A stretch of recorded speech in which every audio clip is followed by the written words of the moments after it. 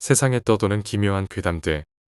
첫 번째 이야기, 서울의 신당동에서 살면서 실제로 겪었던 실화괴담. 친구는 가족사가 참 복잡했습니다. 그래서 어머니와 임시로 거처할 오피스텔을 구해서 살고 있었는데요. 어머니가 아버지와 사이가 다시 좋아지시자 친구만 놔두고 본집으로 들어가셔서 친구는 본의 아니게 자취를 시작하게 되었지요. 번화가에 있는 그 오피스텔은 여느 오피스텔과 마찬가지로 주상복합 기능을 가진 대형 건물이었고, 처음 친구네 집을 방문했을 때 제가 봐왔던 원룸형 오피스텔이 아닌 복층형 오피스텔에 감탄을 했어요. 근데 밤이 가까워지자 친구는 저에게 자고 가기를 권했고, 외박이 어려웠던 저는 친구의 간곡한 부탁도 들어주지 못하고 다음에 올게라는 말과 함께 친구만 두고 오피스텔에서 나와야 했습니다. 지금 생각해보면 그때 현관문을 열고 밖으로 나왔을 때 여타 다른 건물들의 복도에서 느껴지는 싸늘함과는 다른 어떤 싸늘함이 감돌던 복도였던 것 같네요. 그리고 얼마 후 친구가 놀러 오라는 연락을 해왔고, 그때 그렇게 친구만 두고 온 게 마음에 걸렸던 저는 어렵사리 부모님께 외박 허락을 받아 친구네 집으로 향했습니다. 처음 간 날과 달리 복층 계단 입구 앞에 커다란 달마도가 걸려있는 걸 제외하고는 여전히 친구의 오피스텔은 세련됨과 도시인의 분위기가 넘치고 있었어요. 친구에게 자고 간다는 말을 하자 친구는 들듯이 기뻐했고 밥도 해먹고 컴퓨터 게임도 하고 영화도 보면서 정신없이 놀고 있었는데 어느 순간 정적이 찾아오더라고요. 암튼 그렇게 정적이 흐르자 저는 아무 생각 없이 주위를 둘러보았고 새삼 달마도가 눈에 들어왔습니다. 그래서 친구에게 저기에 있는 달마도는 뭐야 라며 물었고, 친구는 그 말에 심각한 표정을 지으며 말하길, 지하철에서 누가 그려주던 건데 그 사람이 나더러 꼭 가지고 가라고. 얼굴빛이 너무 안 좋다면서 주길래 받아왔다고 대답했습니다. 그 말에 제가 웃으면서 무슨 도를 아십니까 같은 걸 믿는 거냐고 우스갯소리로 말하는데, 친구는 대답도 하지 않고 웃지도 않고 심각한 표정으로 달마도만 쳐다보더라고요. 그런 친구의 모습에 더 이상 물어보기도 뭐했고, 갑자기 졸음이 오길래 친구더러 낮잠 좀 자자고 소파 쿠션을 들고 누울 기세로 물었습니다. 그러자 친구는 펄쩍 뛰면서 2층에 올라가서 자라고 여기서 자면 안 된다고 하대요. 그래서 친구랑 같이 2층에 올라와 낮잠을 청했습니다. 한참 단잠에 빠져있던 저는 현관문 열리는 소리를 들었어요. 그래서 친구가 나가나 싶어서 손끝으로 친구가 누웠던 자리를 더듬어 보니 친구는 그대로 누워 있었어요. 그래서 일어나려는데 그 순간 가위에 눌려버린 거죠. 참 신기한 가위였어요. 그냥 몸이 굳은 채로 말도 안 나오고 눈은 떠져서 주변은 다 보이는데 꼼짝할 수가 없더라고요. 그리고 밑에서 들리는 바스락거리는 소리. 버선발 소리였던 것 같아요. 이리저리 바쁘게 돌아다니는 버선발 소리에 정말 귀를 뜯어내고 싶을 만큼 공포심이 커졌습니다. 근데 밑에 1층서 돌아다니는 그 정체 모를 소리는 2층으로 올라오지 않고 계속해서 1층만 바쁘게 맴돌고 있었습니다. 저는 언제 그 소리의 주인공이 저 계단을 타고 올라오지 않을까 두려운 마음에 눈을 감고 싶었지만, 가위에 눌려보신 분들 아시잖아요. 가위에 눌리면 의지대로 할 수 있는 게 하나도 없다는 걸요. 바스락거리며 바쁘게 돌아다니던 그분이 어느 순간 조용해졌습니다. 그게 더 무섭더군요. 갑자기 점프를 뛰어서 올라오진 않을까, 돌아보니 내 옆에 있는 건 아닐까. 온갖 추측이 제 공포심을 2배 3배로 키우면서 덜덜 떨고 있는데, 그때도 친구는 새근새근 잘만 자더라고요. 참 친구가 얄미웠습니다. 그 순간 정말 귀 기울이지 않으면 못 들을 만큼 작은 소리로 털썩하는 소리를 내었고, 왜 저는 그게 달마도가 떨어진 소리라고 확신했을까요? 그리고 그 소리가 들리자마자 바스락거리던 그 발소리가 다시 들려오기 시작했습니다. 바로 2층으로 올라오는 계단을 짚는 소리로 말이죠. 어찌나 무서운지 온몸이 땀에 흥건히 젖어서 차마 감을 수도 없는 눈으로 계단만 응시하는데, 조금씩 그 주인공이 보이기 시작했어요. 머리끝부터 천천히 검은색 한복 밑으로 보이는 버선발까지. 얼굴은 긴 머리로 가려서 보이지 않았고요. 그 여자가 2층에 다 올라온 순간 전 사력을 다해 소리를 질러댔고, 그 소리에 놀란 친구가 깨서 왜 그러냐고 묻는데, 다른 건 다 필요 없고 친구에게 밑에 달마도가 떨어졌는지 확인해 보라고 말했습니다. 친구는 의아한 표정으로 그게 왜 떨어졌다고 하고 내려갔는데요. 친구는 달마도가 떨어진 줄 어떻게 알았냐고 되묻는 소리가 밑에서 들려왔습니다. 전 어떻게 알았던 걸까요? 달마도는 사면을 모두 양면 테이프로 꽉 둘러서 붙인 뒤 박스 테이프를 이용해 벽과 함께 붙여놨기 때문에 강제적인 힘으로도 무사히 떼어내긴 힘들어 보였어요.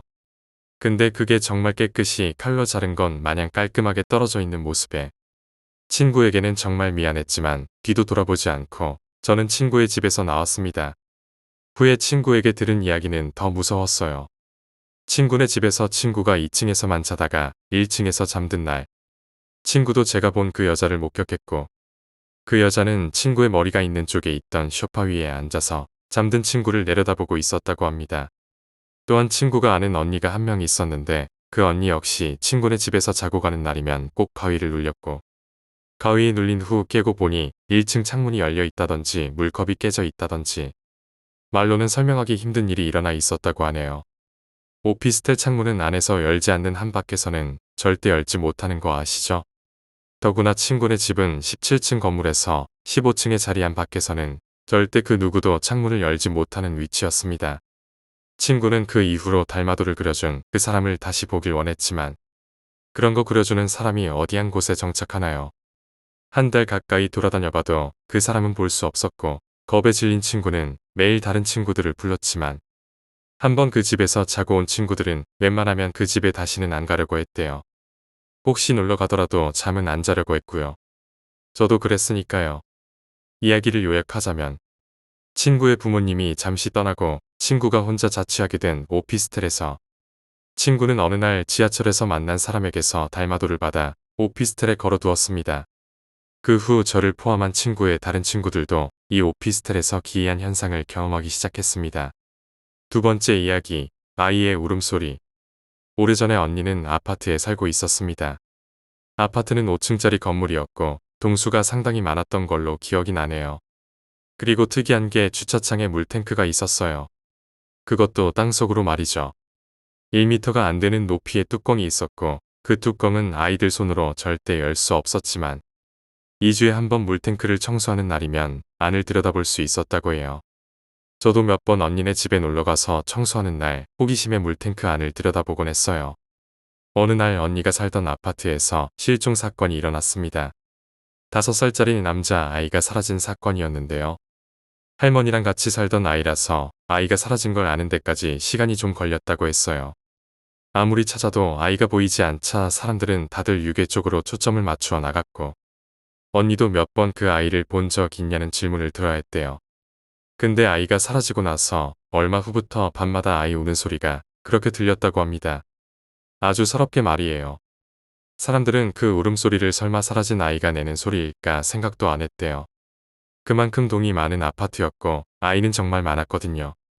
실제로도 저도 놀러 갈 때마다 놀이터가 미어터질 만큼 아이들로 꽉 찼던 게 기억나거든요. 그래서 사람들은 그 울음소리도 어느 집 아이의 울음소리겠지 하고 대수롭지 않게 생각했다고 합니다. 그런데 자꾸 듣다 보니 그 울음소리가 점점 어디서 울리는 듯한 소리로 들리더래요. 그래서 사람들은 아파트 문을 열고 복도를 내다보곤 했다고 합니다. 복도에서 애가 우는 건가 싶어서요.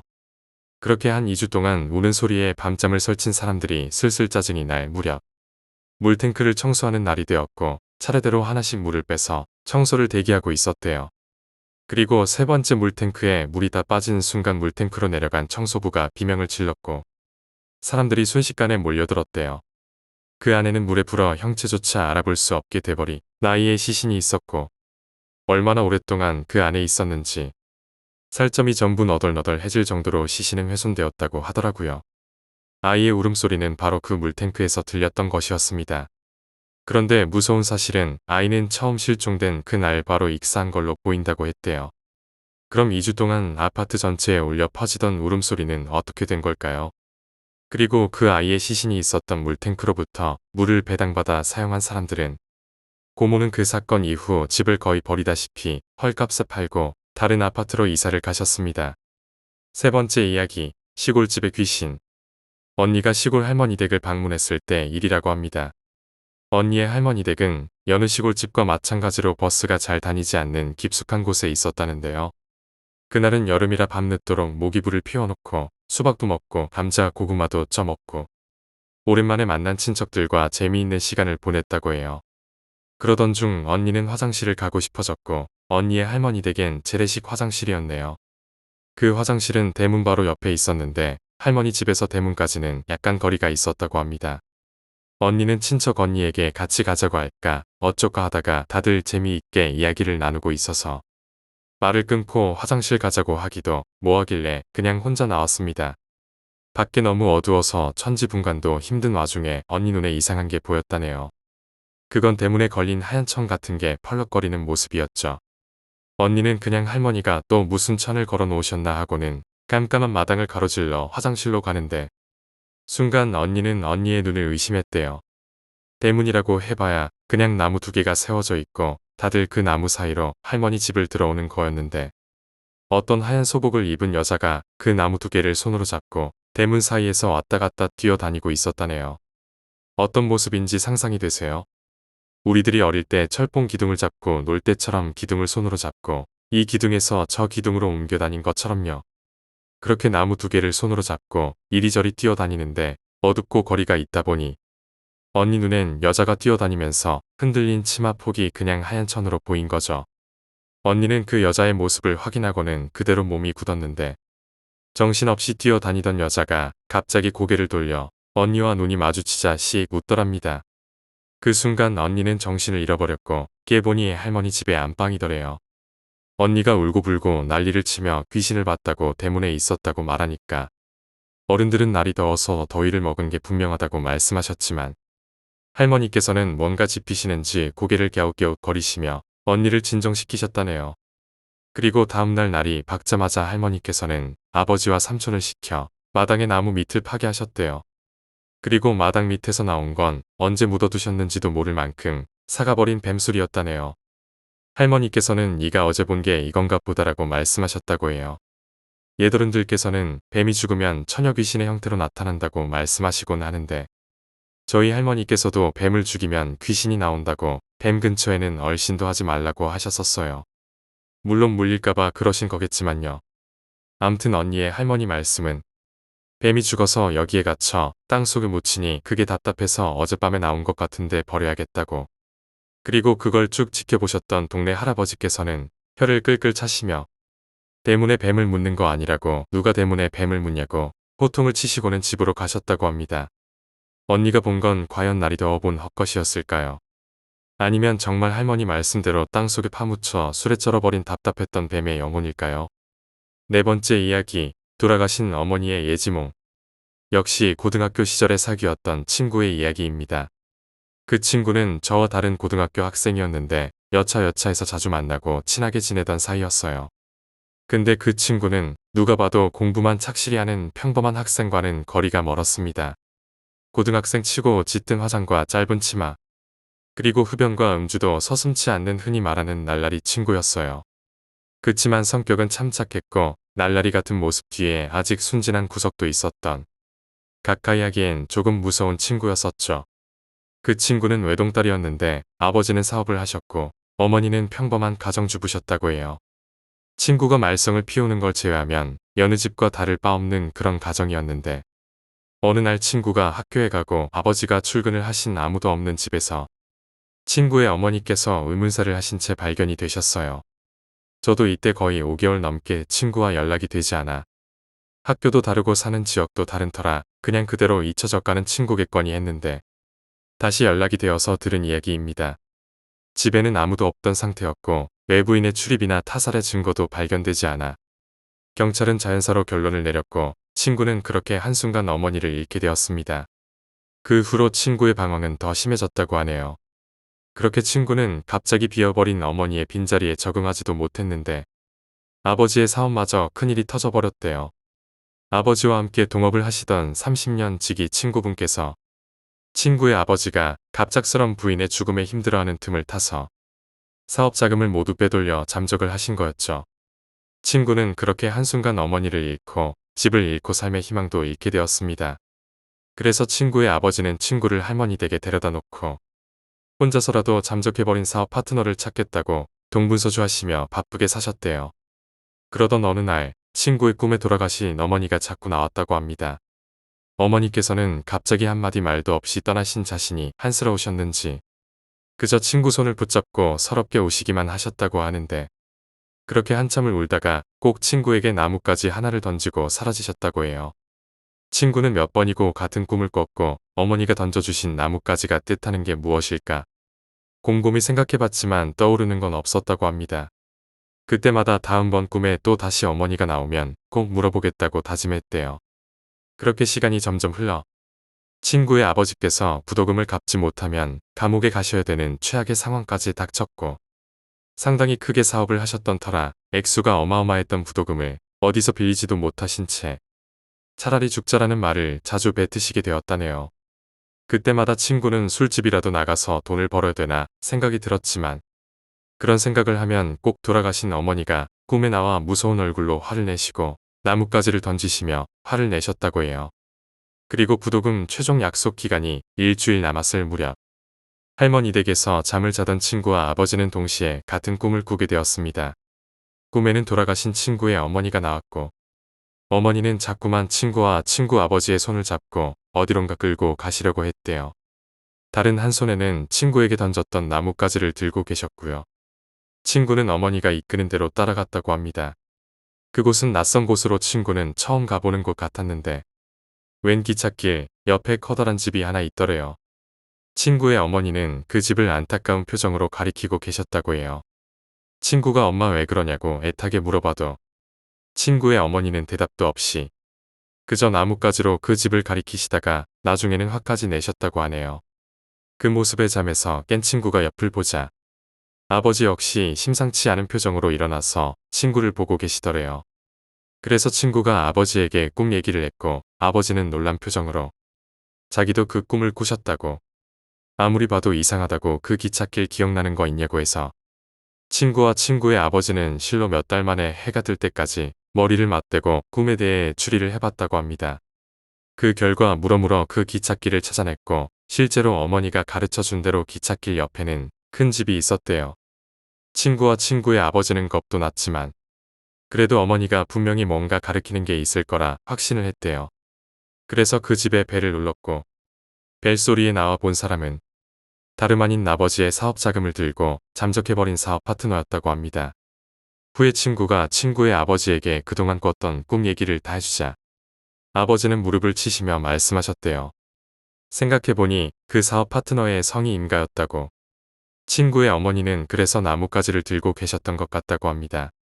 그 일을 겪고 난 뒤 친구는 돌아가셨음에도 불구하고 자신과 아버지가 걱정돼서 꿈에서 자신들을 지켜준 어머니에게 떳떳하게 잘 살겠다는 마음으로 흡연과 음주를 잃지 하지 않았고 열심히 공부를 할 거라고 했습니다. 이미 많이 늦었지만 평소 어머니가 원하시던 유치원 선생님을 꼭 할 거라고 말하던 친구. 지금은 어디서 무엇을 할지 궁금해지네요. 5번째 이야기, 무용하는 친구의 괴담. 고등학교 시절에 무용을 하던 예쁜 친구가 있었습니다. 친구는 키도 늘씬하고 손가락도 길고 전형적인 무용을 위한 몸매를 갖춘 장래가 촉망되는 무용밖에 모르는 친구였어요. 늘 4교시가 끝나면 연습을 하러 가야만 했었는데 철이 없던 그 시절엔 그 모습조차 부러워서 우리 부모님은 왜 날 이런 박자감 일하고는 제로에 몸치러 주셨냐고 원망 아닌 원망을 하곤 했었죠. 그러던 중 친구가 이름만 들어도 아주 유명한 무용학원으로 옮겼다고. 정말 들어가고 싶던 곳인데 오디션이 너무 까다로워서 자신이 없었지만 다행히도 붙었다면서 굉장히 기뻐하던 일이 있었습니다. 솔직히 저나 친구들이야 무용에 묻져도 제대로 모르는 아이들이고 발레복을 입고 우아하게 발레를 하는 발레리나나 현대무용을 하는 무용수를 봐도 별다른 감흥을 못 느끼는 문외한 이였기 때문에 친구의 그런 모습에 축하를 해주면서도 그저 남일이라고 밖에는 생각을 못했었어요. 친구는 정말 좋아했었고 다른 때보다도 더 열심히 연습을 하게 됐다고 스스로 만족하며 이야기를 끝냈었죠. 그런데 점점 친구의 모습이 많이 추추해지기 시작하더라고요. 처음엔 또 몸매 관리를 위한 체중 조절 기간인가 싶어서 따로 물어보거나 하진 않았습니다. 종종 그런 일이 있었으니까요. 근데 이건 체중 조절 기간이 아닌 강제적인 힘에 의해 애가 추추해지는 것처럼 보이더라고요. 그래서 친구에게 요새 무슨 일 있냐고 조심스럽게 물었고 친구는 별일 아니라면서 고개를 흔들었습니다. 더 물어보기도 뭐해서 연습이 힘드냐고 힘내라고 다독여주고는 말을 말았는데 그 친구가 점점 초췌해지면서 4교시 수업 시간 내내 책상에 엎드려 잠을 자기 시작했어요.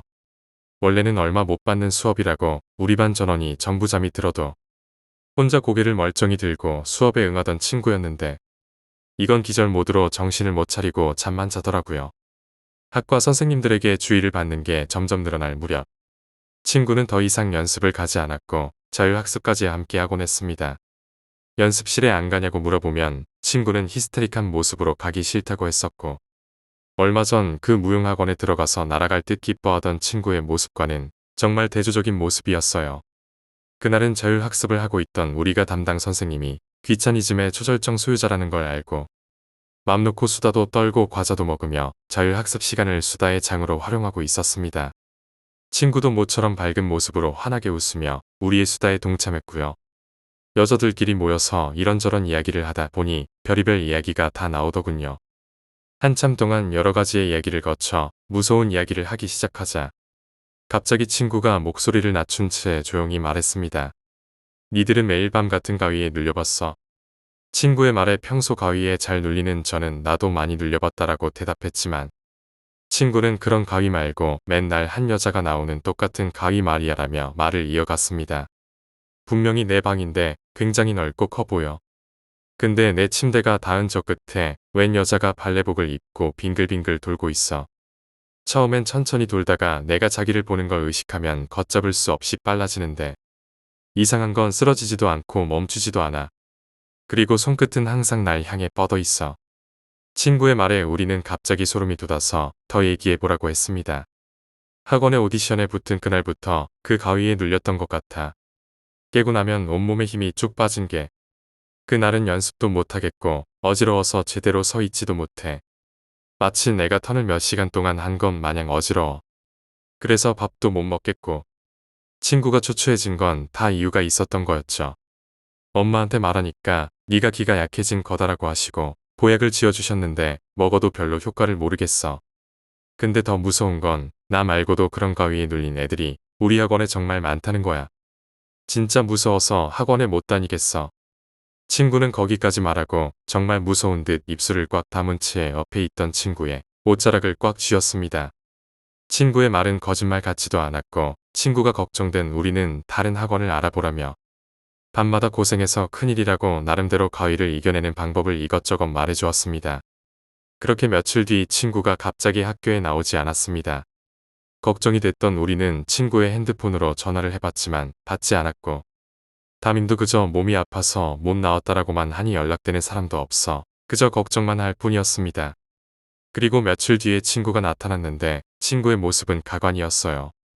삐쩍 마른 몸에 머리카락도 푸석푸석해지고 예전에 윤기 있던 친구의 모습이 우리의 상상이었나 싶을 정도로 적응이 안 되는 모습이었죠. 친구는 우리를 보자마자 울음을 터뜨렸고 놀란 우리가 왜 그러냐고 묻자 친구는 울면서 말했어요. 니들한테 그 가위에 대해서 얘기하고 그날부터 정말 심하게 가위에 눌렸어. 여자는 계속해서 빙빙 도는데 점점 가까워지더라. 그래서 여자의 손 모양을 봤어.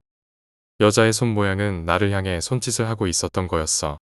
가까이서 보니까 뭐라고 말하고 있었는데 정말 너무 무서웠지만 안 보고 싶어도 볼 수밖에 없었어.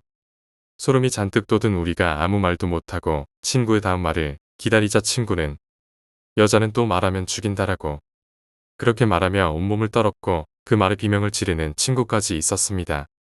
결국 친구의 변하는 모습에 친구 부모님은 친구의 말을 믿고 이곳저곳에 수소문해서 친구를 무속인에게 데려갔었나 봐요. 의외로 무속인을 믿으신다는 점에 내심 놀라긴 했지만 내색은 안 했습니다.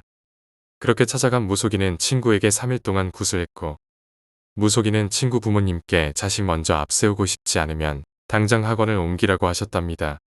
그 말에 친구 부모님은 부랴부랴 학원에 연락해서 학원을 옮긴다는 통보를 하셨고 학원의 원장에게 그 학원에서 무슨 일 있었던 거 아니냐고 따지셨대요.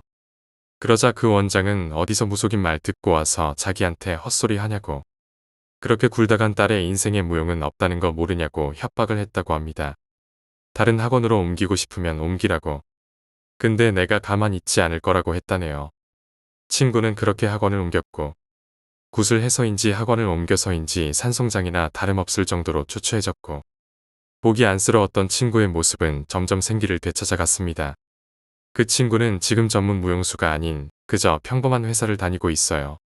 가끔 만나서 고등학교 시절 추억을 회상하며 수다를 떨면 친구는 늘 지금의 자기 모습은 무용수가 아닌데 왜 그땐 그렇게 길을 썼고 그 길밖에 없다고 생각했는지 모르겠다면서 차라리 열심히 공부를 했다면 더 나은 직장을 다니지 않았겠냐고 농담 반 진담 반으로 얘기를 하곤 합니다. 그리고 아직도 자기는 그 학원에서 일어난 숨겨진 일이 너무도 궁금하다고 하죠. 왜 하필 자기에게 그런 일이 생겼었고 그 여자는 왜 자기에게 손짓을 했던 건지 궁금하다고 말이죠. 10년 가까이 지난 지금도 자기는 그때 일이 무섭다고 회상하며 말합니다. 참고로 지금은 친구가 다녔던 학원은 없어진 걸로 알고 있습니다.